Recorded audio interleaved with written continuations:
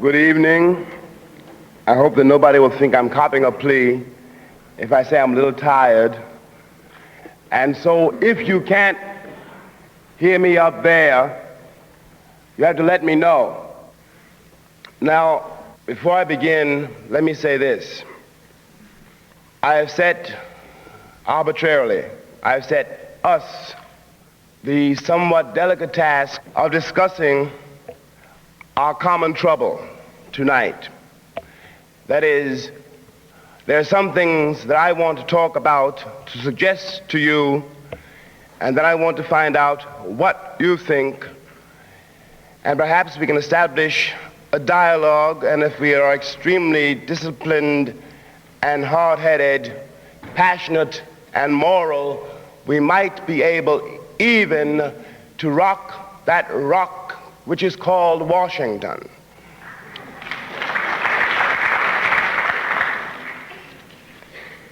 I don't think, I know in fact, that when this meeting was envisioned on the 28th of August in Washington, when Bayard suggested that we ought to have some kind of open discussion about what follows the Washington March.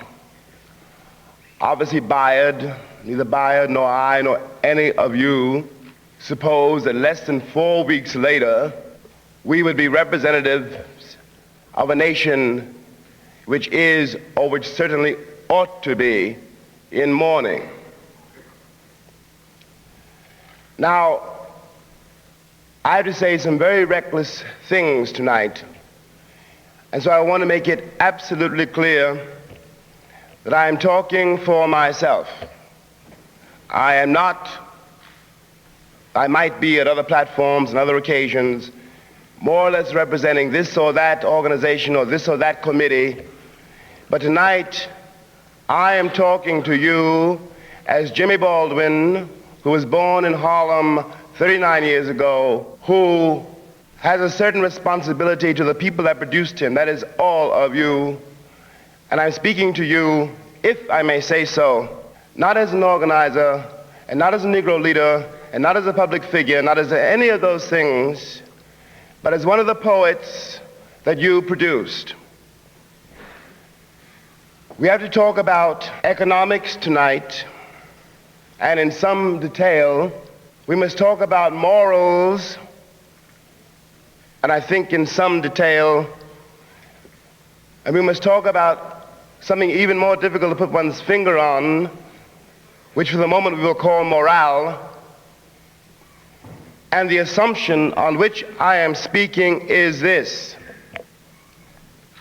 that whether or not we like it, we have reached a point, black and white in this country, where all of the previous systems of communication, negotiation, accommodation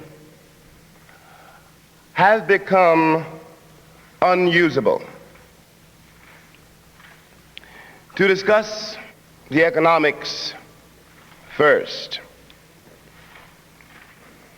a few days ago, it was suggested by some of us, as forcefully as we knew how,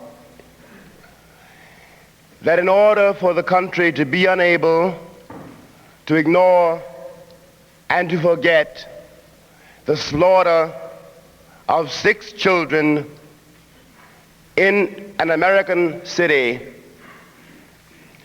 and in order to join the issue and bring the battle to where the battle really is, that is to say, to strike at the economic structure, that no one, black or white, should buy any presents for Christmas.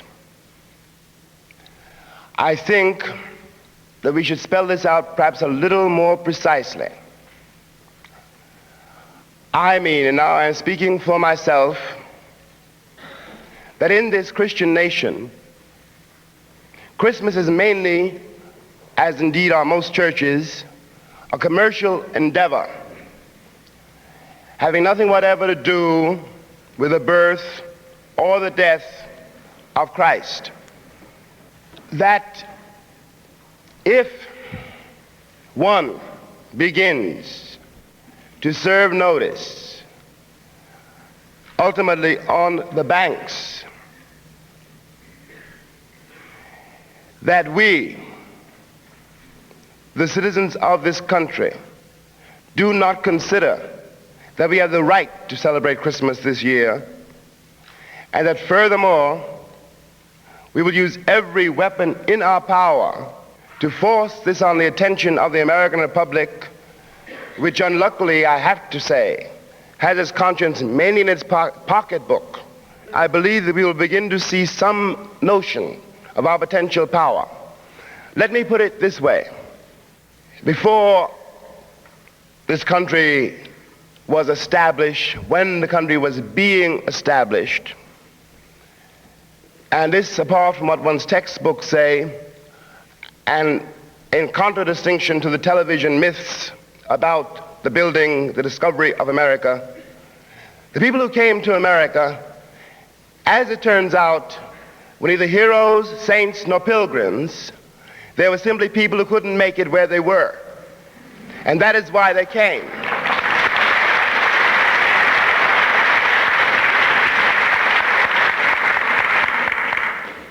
They came here to make, as we like to say, a better life for themselves and their children. And as it turned out, and as it always does indeed turn out, what they meant by a better life for themselves and their children was the opportunity to make more money and oppress somebody else.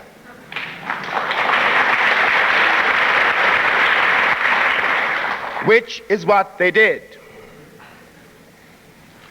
The Indians have vanished, except for those we have under protective custody.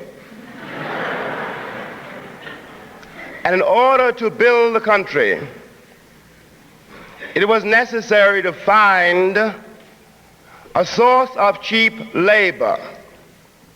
And therefore, 400 years later, I represent the only man who never wanted to come here.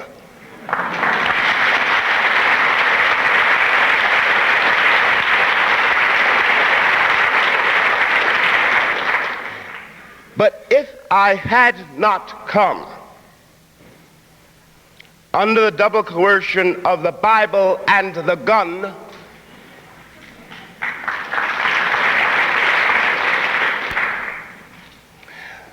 I very much doubt that we would have all those railroads, and cotton would never have become king. And in short, the American economy would be at best a very different matter.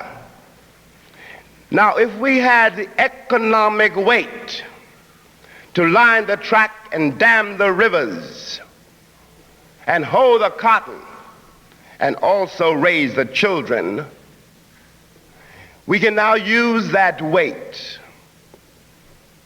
for the first time for ourselves and for the liberation of this country.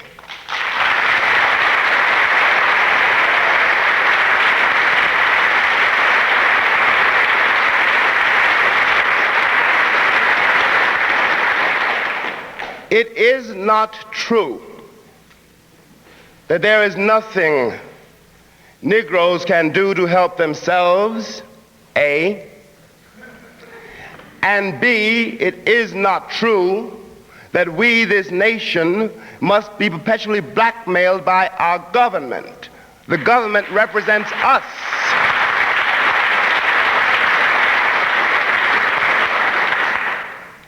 And finally, C, neither is it true,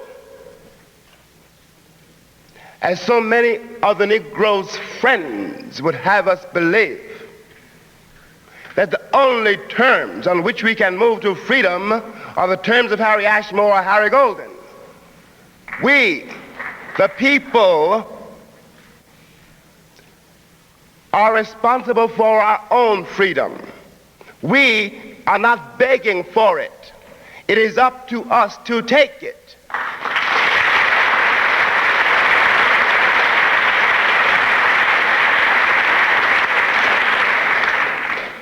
Mr. Livingston said a little earlier something I would like to paraphrase. He said, quoting a friend of his in Birmingham, that the only thing worse than being black in Birmingham is being black and white together. But I would like to paraphrase that a little bit, speaking now of morality, that the only thing worse these days than being a black man in America is being a white man in America.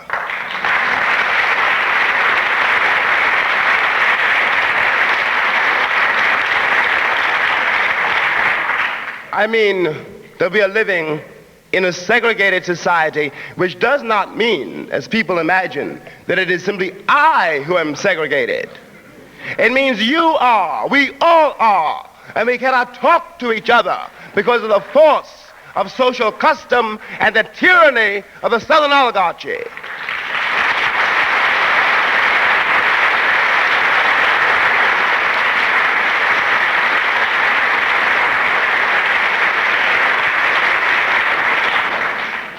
When I talk about economics, therefore, I am trying to suggest to you, to all of you, that all of you begin to think in very concrete terms. For example, Birmingham is a monstrous city indeed, but Birmingham is not really any worse than New York. There is no place, there is not 1 square inch of American soil in which a black man can be considered to be free. And if that is so for black men, that is true for all of us.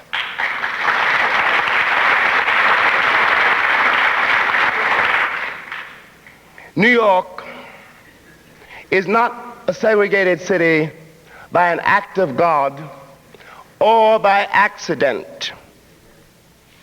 It is a segregated city partly because a vast number of people and a vast complex of interest make a tremendous profit on the blood of black boys and girls, on the continued imprisonment and the continued demoralization of 1/10 of our population. Now, if it is so that Harlem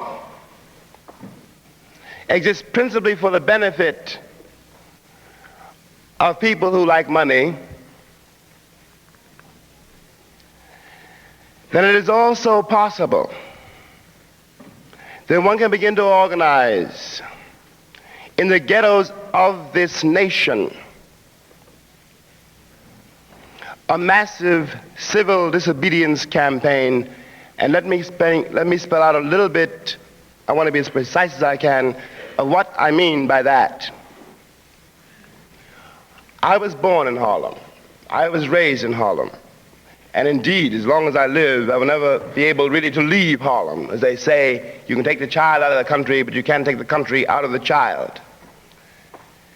I know, therefore, what rents one pays for what. I know what you pay for meat, cabbage, clothes, life insurance, theft insurance, fire insurance, and all of this money feeds, ladies and gentlemen, helps to feed the oppressor who uses the money to keep you in jail. Now, isn't it worth considering what one might be able to do if, instead of meekly submitting to this species of rape, one decided that instead of paying the rent,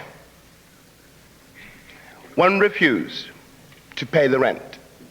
And when it is said that it is illegal to pay the rent, The answer is, it is immoral to charge rent for the houses in which we live. I think that this, for example, among other things, begins to force the economic structure to deal with the problem which will destroy us if we do not deal with it. Because no matter what I may feel, for example, about nonviolence, or no matter how I may feel about how people should treat each other, and no matter how I try to live my life, I'm also aware, and I must be aware, that most people are not really interested, or do not dare perhaps, in any case do not act toward others as they would like to have others act toward them. And therefore, there is something ultimately futile and terribly dangerous with having so many Negro boys and girls and men and women in the streets so long. I know that this peculiar country has admired the doctrine of nonviolence for 6 or 8 or 9 years and has applauded all those children and all those ministers and all those men and women who went to jail, who got beaten with chains and with hoses, and who were attacked by dogs, has admired them and has done nothing whatever to help them.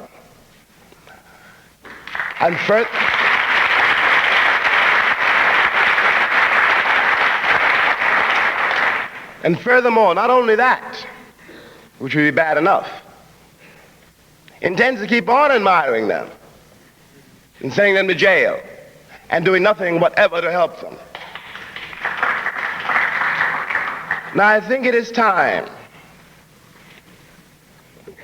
to blow the whistle. I think it is time to begin to deal with the power structure. We're not dealing with white people. It's not a matter of what white people think about you or even what they think about themselves.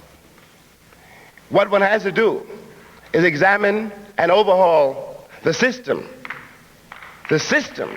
which creates this and perpetuates it.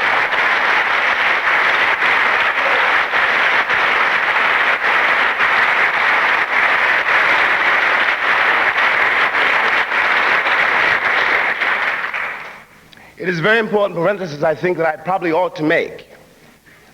One's got to point out, I think, that in this country, since the McCarthy era, and is one of the reasons for our absolutely spectacular impotence, anyone who mentioned the word economics was promptly given a ticket to Moscow. I think it is beneath me to say that I am not a communist. I think it's beneath the nation, and very dangerous for the nation, to raise this peculiar red herring the moment one begins to deal with things as they are.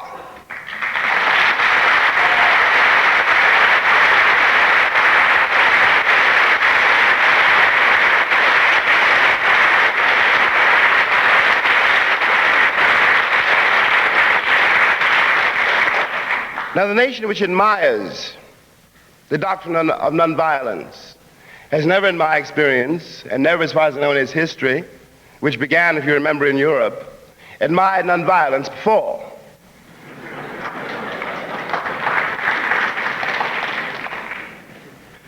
One of the myths of the English is they would never be slaves. One of the reasons Gary Cooper was and Humphrey Bogart were such powerful movie stars is they always had a gun. It's only when a black man says that he might go out and find himself a gun that the country becomes Christian for the first and only time.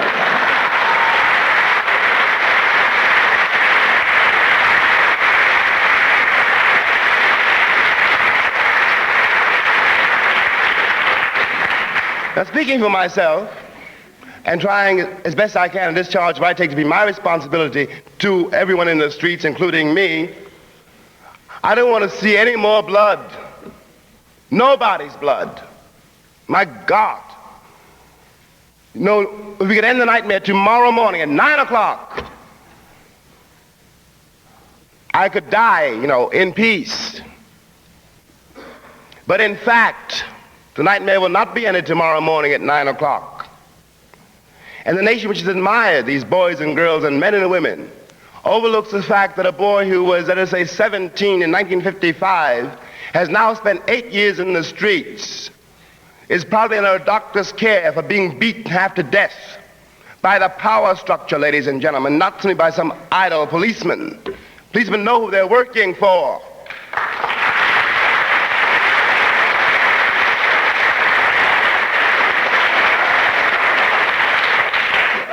And by this time, the boy and his wife and his children are very nearly at the end of their rope and are about to crack. This is why it is so important now to try to be precise about what it is that we must do. It is impossible. All my liberal friends and critics to the contrary, it is absolutely impossible for any Negro in this country to be fitted into the structure as it now exists. That is not a possibility.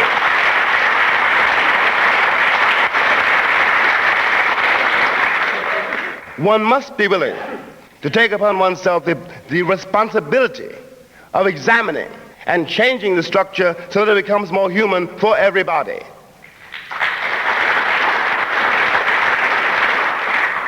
What the Negro's friends pretend, and I'm sorry, baby, but with friends like that, you don't need no enemies, What the Negro's friends pretend is that all the Negro wants is just another Cadillac. He wants to get to be just like Eisenhower. Well, I, speaking for myself, would rather cut my throat than suppose that my forefathers bled and suffered and died for this in this country in order to become yet another blank mediocrity.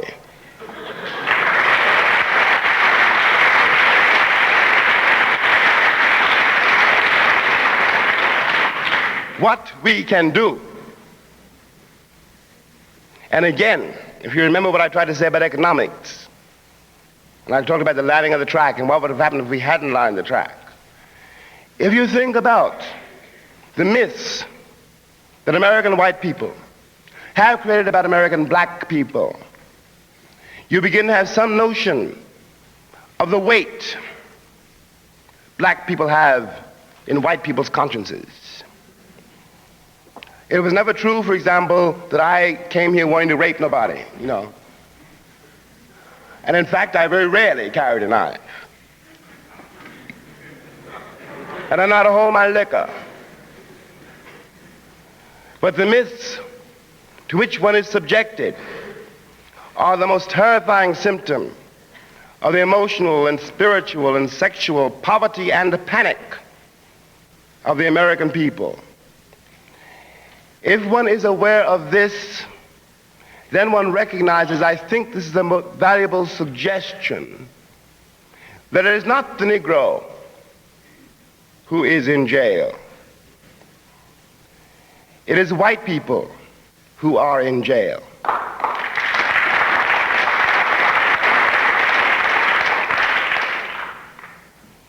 When white people can produce, when this white republic can produce, in the streets of Birmingham, for example, children who can do what those black children did, then we may be beginning to approach equality.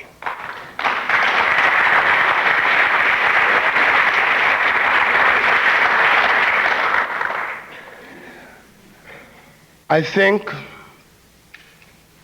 the other reason, and perhaps the most important reason, that I'm throwing the suggestions out to you tonight, is that in this country, every black man born in this country until this present moment is born into a country which assures him in as many ways as it can find that he is not worth the dirt he walks on. Every Negro boy and every Negro girl born in this country until this present moment undergoes the agony of trying to find in the body politic, in the body social, outside himself, herself, some image of himself or herself which is not demeaning. And if you doubt me, you check out your textbooks and Hollywood, to name only those two things. Now, many, indeed, have survived, and at an incalculable cost. And many more have perished, and are perishing every day. If you tell a child, and do your best to prove to the child that he is not worth life, it is entirely possible that sooner or later the child begins to believe it and acts on it.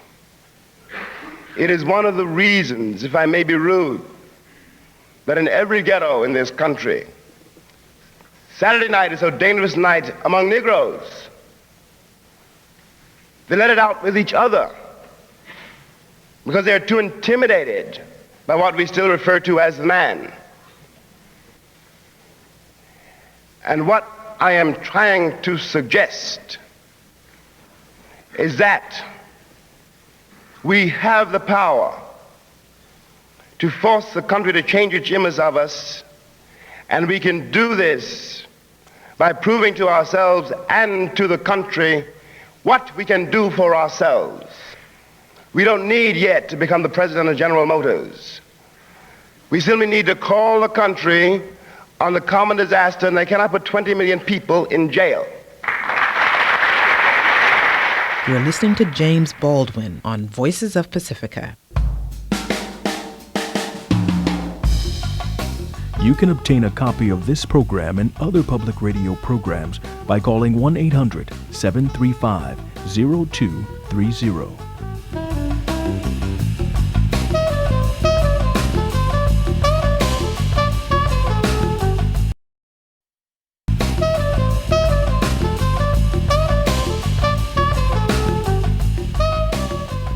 Something happens to a person, as I know we all know, when he has achieved his first breakthrough. All I know about my own life, for example, is that I've been scared to death for 39 years and 6 months. And all I know about fear is that if you're afraid of it, walk toward it.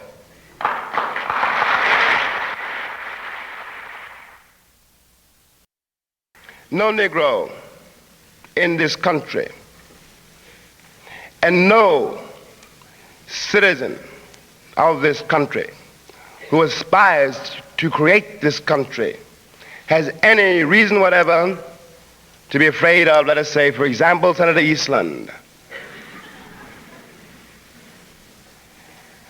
We must make, can I say, the establishment afraid of us. And it is perfectly true, you know, I'm speaking only for Jimmy Baldwin again, that everybody in the country, in Washington, was terrified of the very idea of a march on Washington, and can scarcely be said to have embraced it until they realized they couldn't call it off.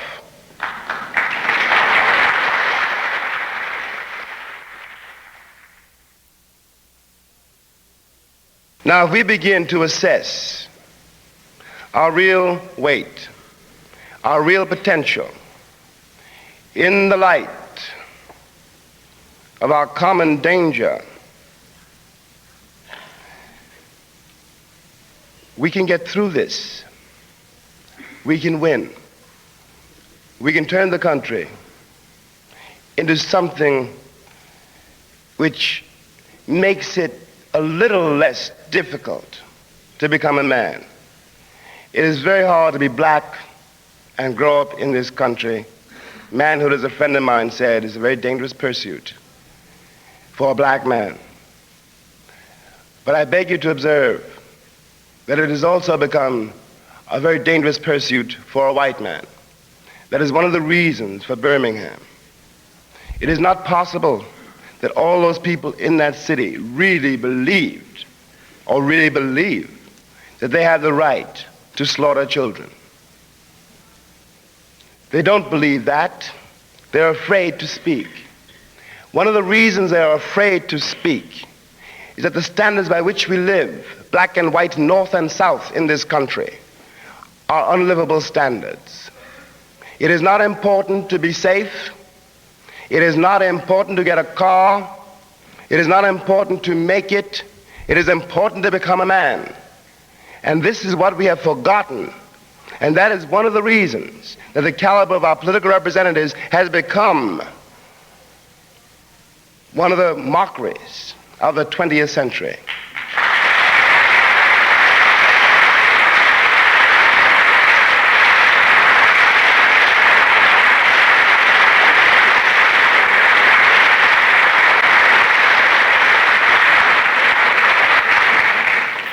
There is, my friends, really a point at which one has to say, I will not choose between the lesser of two evils. There is no such thing as a lesser of two evils.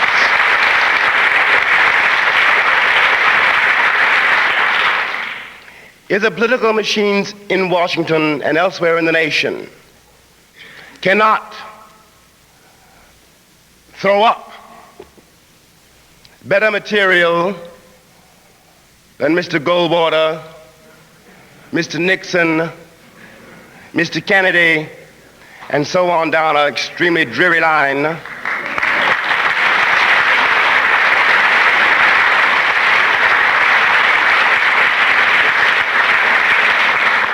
then perhaps we, the people whom these dreary people are supposed to represent, ought to find a way of being represented.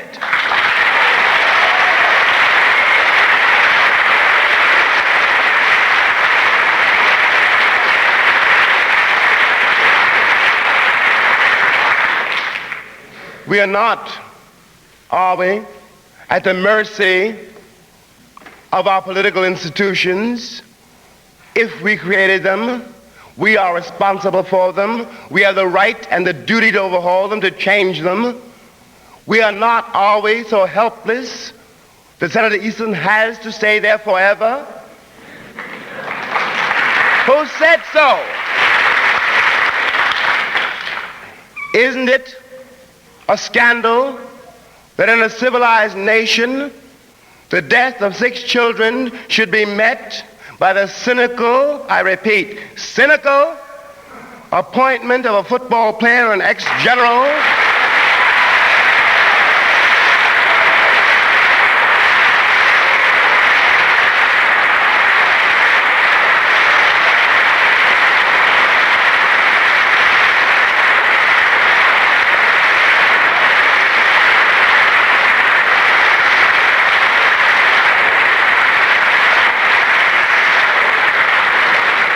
I dare them to go to any Birmingham barber shop and talk to anybody.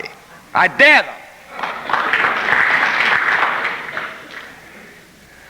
And I think that commission, the appointment of that commission, the very notion, and the apathy with which the country has greeted it, proves my point. We have no right to allow the death of 6 children and our common disaster and our common crisis and our moral crisis to be met in this way. It proves, if anything does, that the terms of negotiation must now be radically changed. One cannot negotiate with the representatives of one's oppressor.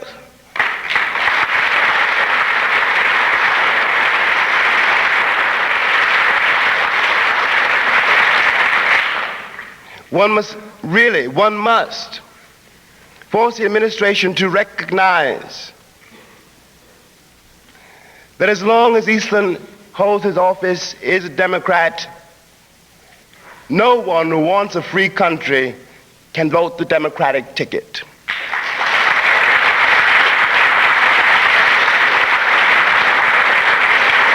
And as long as Goldwater holds his place, No one who wants a free country can vote the Republican ticket.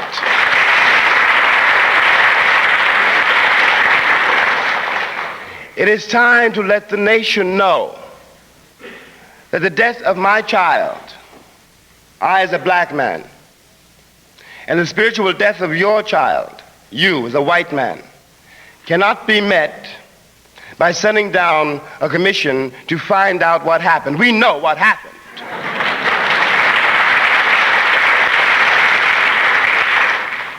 What we have to do is prevent it from happening again. And in order to do that, one doesn't beg the Birmingham City Fathers for a truce. You use whatever weight you have to force them to recognize your presence in that city, in that state, and in this country as a man.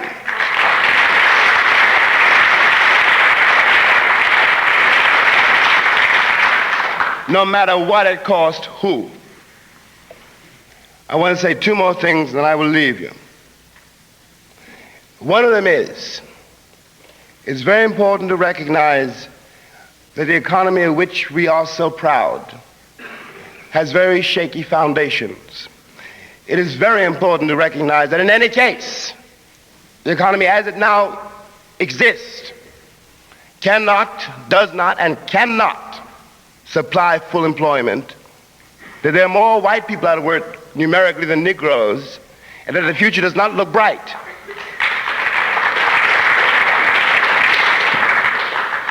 And in my view, though I'm willing to be corrected, I think it is better to spotlight this condition now than wait and have a collapse and precipitate chaos. We can guide the avalanche, or we can try. We haven't got to surrender to it. And the last thing I want to say to you, to suggest to you, is that we in this country, black and white, do have in our hands at this moment an enormous and expensive opportunity. If we can think through our situation, if we can face it, we can do something which has not been done in the history of the world before. The terms of our revolution, the American Revolution, the terms of these, not that I drive you out or that you drive me out, but that we come together and embrace and learn to live together. That is the only way that we can have achieved the American Revolution. Now, if we can face this, and it involves facing a great many things, it demands that white people face the fact that I, for example, or any black person they will ever meet or have ever met, I'm not an exotic rarity, I'm not a stranger, I'm none of those things. On the contrary, for all you know, I might be your uncle, your brother, your cousin.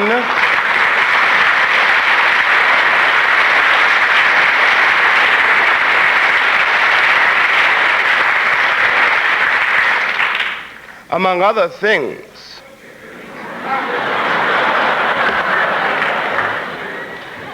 One of the things that has happened here, and the pathology of the Deep South proves it. So does the pathology of the North, which dictates to them that they move out when I move in. Among other things which have to be excavated here is the fact that this long history is also the history of a love affair. One has got to face this. I'm no longer really black. Maybe I would like to be. Maybe I'd like to go back to Sierra Leone, for example. That was where I came from. But I've been here a long, long, long, long time. And I'm now a part of you. And you are a part of me. And the conditions of our maturity, which is our survival, is that we accept this fact and rejoice in it. If we could do that, we might open up and by the example of our own lives and bodies, a possibility that in the future, mankind all over the world will not find it necessary to blow each other up in order to settle a quarrel. Thank you.